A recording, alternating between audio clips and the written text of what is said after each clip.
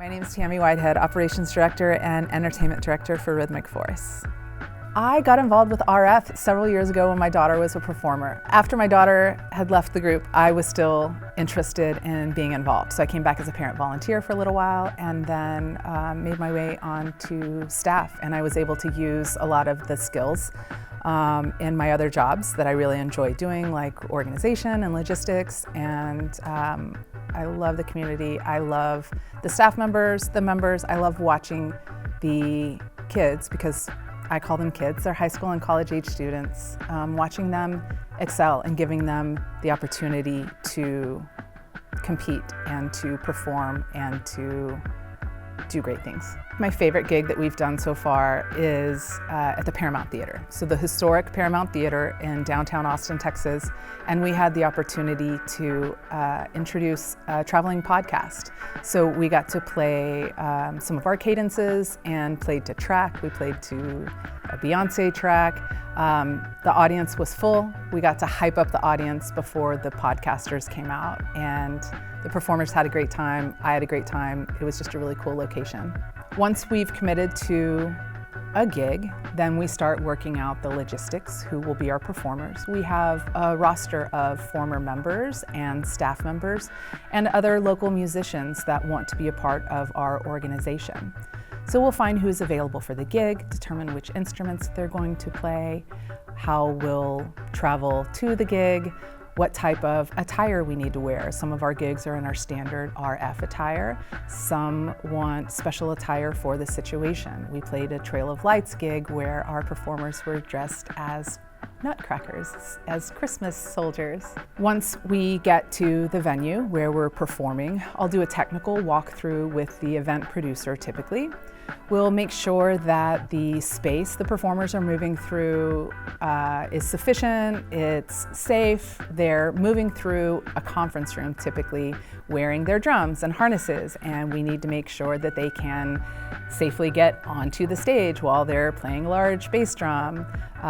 We'll make sure that lighting is sufficient. If there are any sound needs, we'll work with their technical director, hash out all the details, do a few rehearsals in the space, some run-throughs, and then we do the performance for the client. Sometimes these are pretty short gigs, maybe 5 or 10 minutes. Sometimes we'll have multiple sets. One of the long-term goals of developing RF entertainment and having more opportunities to perform gigs is to put more funds into the competitive team in regards to the production, as well as membership tuition.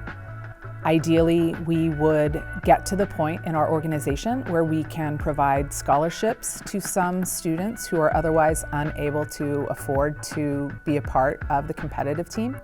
And the more funds that we can bring into our organization can go towards helping more members, helping more students become members of our competitive team, as well as increasing the production value for our competitive team shows. One of the fun things about the RF entertainment gigs is new opportunities for a performance, a type of performance that we've never done before. So there's a challenge to us. Can we do this? Can we accommodate this? Sometimes that is the gear.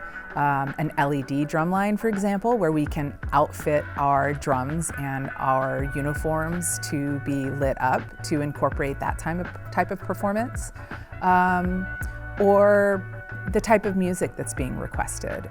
We played a gig a few weeks ago where the vibe was tropical, and they wanted some sort of tropical type of music on hand drums. So these weren't our standard drumline instruments, but we had bongos and congas and shakers, etc. And that was a fun challenge because it was a gig that we had never done before, but we felt like we could rise to the occasion and accomplish it and make the client happy. The things I learn working with a competitive team have helped me apply towards these gigs in the areas where I haven't always felt the strongest. I've never been a percussion player myself, so I've learned when we're booking a gig, what is the instrumentation that sounds best? Does it sound great with 3 tenor drums and 1 bass drum? No, I've started learning the instrumentation mix to be able to best present to a client to have the best sounding performance as well, and that's something that I've been picking up along the way as I've been working with the RF competitive team. One of the other opportunities that RF Entertainment Gigs provides is when we pull performers from outside of our organization. Sometimes it is local high school students, and this gives them a lot of times one of their first opportunities to play in a professional setting outside of their high school band performances. So they are in a professional setting, a paid performance gig, and that's a really great opportunity for young people, as well as to be doing that within the other members of our organization that can also provide them some education as they are performing in the gigs. If anyone wants to find more information about RF entertainment, we have a page on our website, the entertainment page at rhythmicforce.org, and people can reach out to entertainment@rhythmicforce.org for more information to get booking details, availability, and things like that.